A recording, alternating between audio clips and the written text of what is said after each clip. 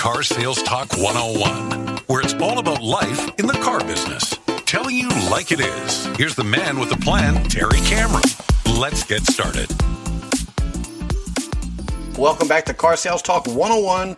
I'm Terry Cameron. Thanks for hanging out again with me this week. Again, before we get started, please hop on over to Apple Podcasts, write a review, leave me a rating. Let me know how I'm doing. I sure do appreciate it.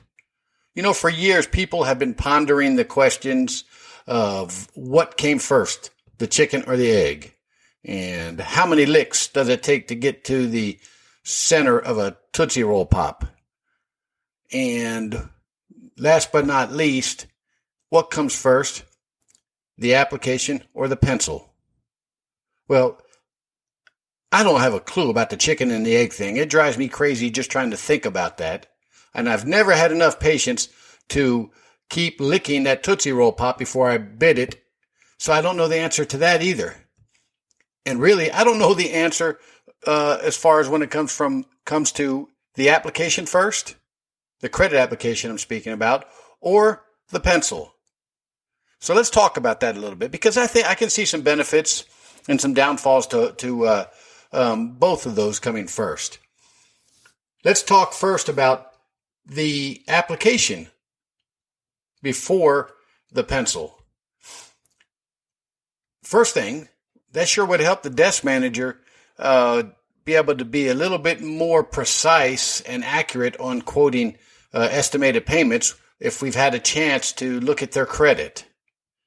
But at the same time, it could scare us a little bit. We might think, all right, I got this 790 credit score. I don't want to screw this up.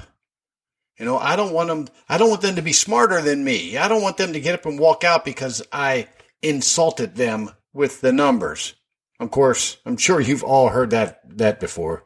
The customer was insulted by the numbers. So, we tend to screw up a little bit when we start thinking that way. We end up giving up too much money right off the bat. And of course, if the salesperson knows about this, they don't want to lose this deal either. They finally got the hook into a good one. They got that fish on the line, and now they want to close it. They don't want it screwed up by the desk manager sending out a short-term pencil with giving up no gross, holding back on their trade, trying to make a 5-pounder on them. So if we do get that pencil or that application up front, we got to be careful. We can't let that change our process. Just let it help us be a little bit more precise with the pencil. You still need to ask for it all and take what you can get. You still need to give 100% of the process to 100% of the people 100% of the time. Don't be afraid to hit them just like you would anybody else. That good credit customer, ask for it all, take what you can get, and have the confidence and faith that both you and your salesperson will know how to handle them. And really, all you have to do is show them the numbers. They expect to have a little bit of negotiations. The other thing is, what if they have bad credit? Then we start pre-qualifying them a little bit too much, and we don't want to put a whole lot of effort into them. Boy, I can tell you, just recently that's happened to me where I really didn't think I had a deal at all. I saw their credit right up front and said, there is nothing here. Well, luckily, the salesperson didn't believe me, and they took it to another manager. Didn't bother me. Two heads are better than one, and he saw a different picture than I did, and we end up getting that deal done. But a lot of times when we get the customer's credit and it's bad up front, we just kind of, hey, get them on out of here, go find you another one. There's too many subprime banks, and hey, quite frankly, I've had some prime banks buy some deals that I never thought they would buy. So you got to give the bank the chance. Again, good credit or bad credit, if you see that up front, you hit them the same way.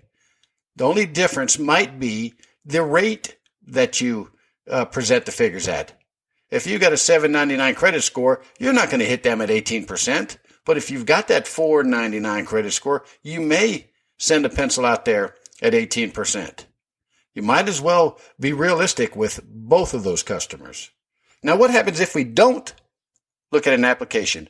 We do everything. We do the presentation, demonstration. We do the entire process. We come to the desk to get our pencil, and we don't have a clue what type of customer we have. Now, we can get a guess. We can tell by the way they carry themselves, how they walk, how they talk. But let me tell you, I've had a lot of people really negotiate hard with me, like they knew exactly what was going on and they could buy anything and they couldn't pay attention. Who knows? Maybe somebody just forgot to lick the stamp a couple times and it didn't make it to the bank in time. So they were late a few times. But you can't judge a book by its cover. So now we're going to come to the desk. We don't have a clue what their credit's like. What are we going to do? Well, you do it the exact same way you did with the customer you did know their credit at, what their credit score was. You ask for it all. Take what you can get. What I would like you to do is assume, and I know everybody says you should not assume, that makes an ass out of you and me, but I want you to assume that every customer you have can buy a car. Just assume it. If you do that and you assume they're all good, whether you've seen their credit or not, you present the figures the right way, you're going to sell more cars. Are you going to waste your time a little bit on some of these people? Yeah, you probably are. But you're also going to get some of the customers you didn't think you had had a chance of getting just by following the process and giving the 100% to them. It's a numbers game. The more people that you sit down with and write up, regardless of their credit, the more people are going to say yes. And that's all you want them to do is say yes. You can't control what happens after you pull their credit. You can't control what happens when they head into the business manager's office. You can just control your portion of it. I always like to tell my salespeople that, you know what, you just worry about your little slice of the pie. I've got a little bit bigger slice of the pie that I have to take care of. The general manager has even a larger slice of the pie that he or she has to take care of. And of course, the dealer principal, he's got to worry about the entire pie. But don't get screwed up just because you looked at their credit. Don't get screwed up because it's a really good customer. Don't panic. And don't give up if they don't have the credit that you think they're going to need to be able to buy a car. Banks are looking at things totally different than they used to, especially during this stupid-ass COVID pandemic fiasco we have going on specifically in our country. Just give it your all. We're having records at our dealership, and I hear that at lots of other dealerships. They're setting records. What they're doing, though, is realizing that they have a customer in front of them, and that customer is there to buy a car, not to screw around. Whether they can or cannot buy a car is not the question. That's not our job to figure out. So let me ask you this one time, real quick. What do you think is best? Do you get a credit app up front? I know some customers that would absolutely refuse to give you their credit until they are ready. Or do you wait until after you've done the demo and everything before and after you've sent out your pencil and you agreed to figures? I'll do it either way. Any way you want it, I'll do it as long as you present the numbers to the customer in the same fashion. And you give it 100% whether they're a $395 or a $795.